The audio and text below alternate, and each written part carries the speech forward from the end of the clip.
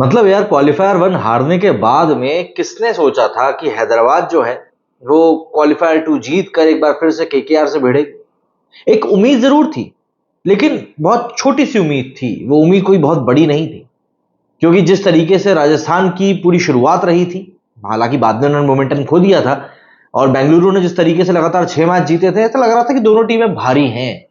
लेकिन हैदराबाद ने चोरी छुपे ही सही जिस तरीके से थोड़े थोड़े पैचेस में मैचेस जीते और सेकंड नंबर की पोजीशन उन्होंने अचीव करी, उसके बाद में 6 साल बाद अगर वो फाइनल खेलने पहुंचे हैं तो कहीं ना कहीं वो इसको डिजर्व करते थे। बट क्या ये जीत वाकई में इतनी आसान थी कि बिल्कुल उनको किसी ने थाली में रख कर दे दी? क्योंकि ऐसा जैसा दिख रहा है ना, वैसा एक्चुअली में है नहीं। कई सारे कंडीशंस, कई सारे किरदार, कई सारी कोशिशें ऐसी हुई हैं इस मैच में, जिसके कि बाद में ये चीज पॉसिबल हो पाई कि हैदराबाद अब केकेआर के साथ में 26 तारीख को आईपीएल का फाइनल खेलेगी। पैट कमिंस की कप्तानी वाली इस टीम के ऊपर लोगों को थोड़ा थोड़ा भरोसा तो जरूर था, बट जिस तरह की इनकी बैटिंग थी ना कि चली तो चांद तक वरना रात तक, लोग ये भी कहते थे कि यार शायद ये टीम फाइनल तक ना पहुंच पाए। लेकिन वो देखिए, वो कहते हैं ना कि आप नहीं समझ सकते क्रिकेट में कब क्या हो जाए। और आखिर में वो हैदराबाद जो अपनी बैटिंग के लिए मशहूर थी, अपनी बॉलिंग के कारण फाइनल में पहुंची। सिर्फ बॉलिंग ही नहीं, इसकी जैसे और कुल मिलाकर 5 कारण हैं जिन कारण से आईपीएल का फाइनल हम लोग केकेआर के साथ में हैदराबाद को खेलते हुए देखने वाले हैं।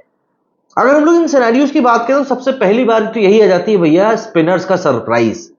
दरअसल जिस तरीके से राजस्थान ने अपनी पहले बॉलिंग करी थी, मतलब ट्रेंट बोल्ट, आवेश खान, प्रदीप, इन तीनों ने जिस तरीके से फर्स्ट इनिंग में संदीप सॉरी इन तीनों ने फर्स्ट इनिंग में जिस तरीके से बॉलिंग करी थी, उसके बाद में सभी को ये लग रहा था कि यार ये पिच तो पेस बॉलर्स की पिच है, क्योंकि आर अश्विन और चहल का कोई विकेट नहीं मिला था।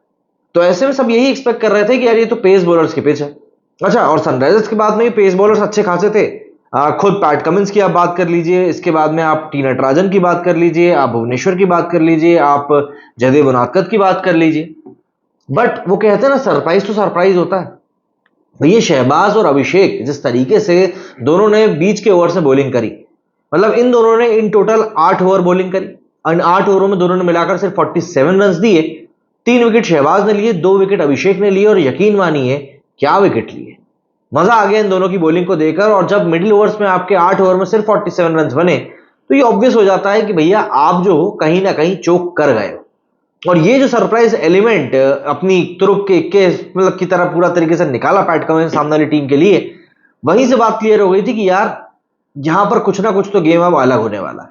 एक समय पर जो राजस्थान रॉयल्स मैच में हावी दिख रही थी, वो सडनली एक मियानी की तरह पूरी तरीके से बिखर गई। समझ में ही नहीं आ रहा था कि यार अब ये लोग आखिर कमबैक कैसे करेंगे। लगातार विकेट पे विकेट गिरते रहे और फिर इनका कमबैक हो भी नहीं पाया।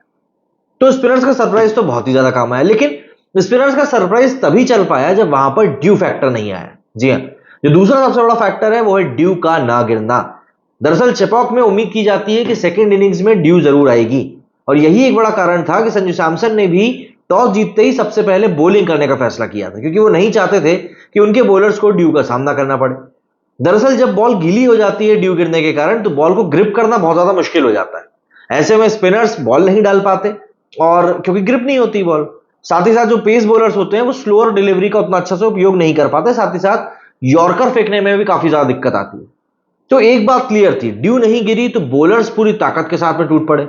इन टोटल पैट कमिंस ने 7 बॉलर्स का यूज किया, और आपको ये जानकर हैरानी होनी चाहिए कि जयदेव उनादकत जो कि एक as a special pace bowler खेल रहे थे, उनने सिर्फ 1 ओवर डाला। तो एक बात क्लियर थी कि पैट कमिंस ने बीच मैच में ही अपनी स्ट्रेटेजी बदली।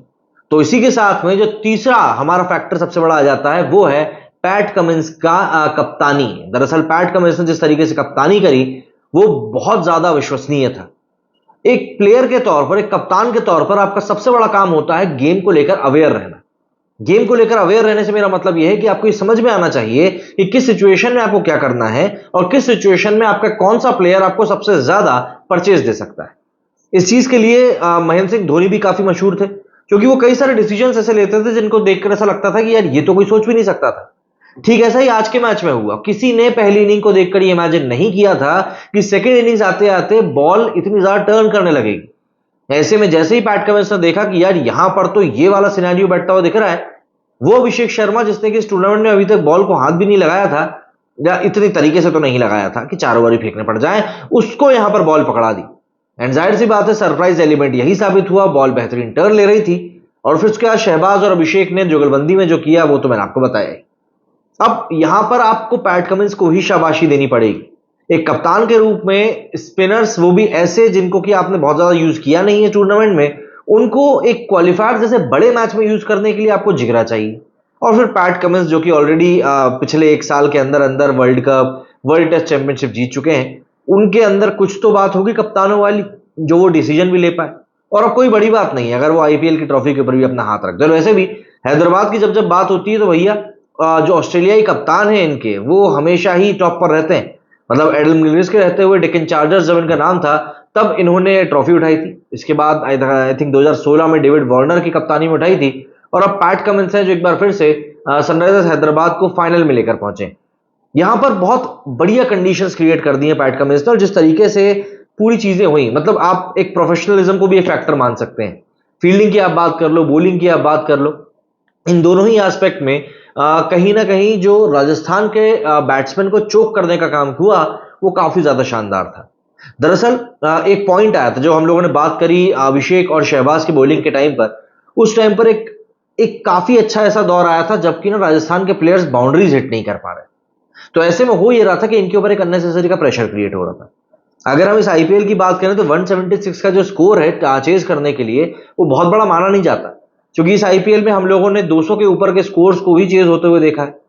तो यहां पर माना जा रहा था कि 176 एक मॉडेस्ट टोटल होगा, एक चैलेंजिंग टोटल तो नहीं होगा। बट उस 176 में कम से कम नहीं तो 30 रन और ऐड कर दिए सनराइजर्स हैदराबाद के फील्डर्स ने और बॉलर्स ने।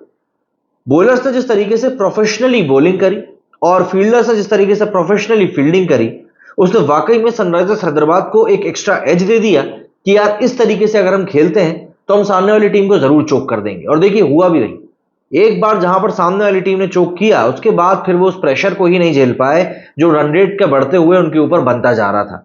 और देखिए यही होता है जब आप बड़े मैचेस में थोड़ा बहुत भी लड़खड़ाते हैं। मतलब आप रेयान पराग को देख लो, आप संजू सैमसन को देख लो, ओपनर्स की मैं बात नहीं कर रहा, आप रेयान पराग और संजू सैमसन की बात करो। ये दो खिलाड़ी ऐसे थे जिनने की इस बार के आईपीएल में बहुत अच्छा गेम दिखाया था, तो इनसे उम्मीद थी कि अच्छा खेल दिखाएंगे, बट इन दोनों को ही ट्रैप करके आउट किया। और फिर उसके बाद अकेले जुरेल कितना ही कर लेते। और हेटमायर और पवेल इतने ऐसे खिलाड़ी नहीं है कि आपको 100 से 120 रन वाले मैच को जीत के दिखाएंगे। और आखिरी में बारी आ जाती है राजस्थान के तुरुप के इक्को का ना चलना। एलिमिनेटर की अगर हम बात करें तो आरसीबी के अगेंस्ट जो राजस्थान ने मैच जीता था उसमें प्लेयर ऑफ द मैच रहे थे अश्विन।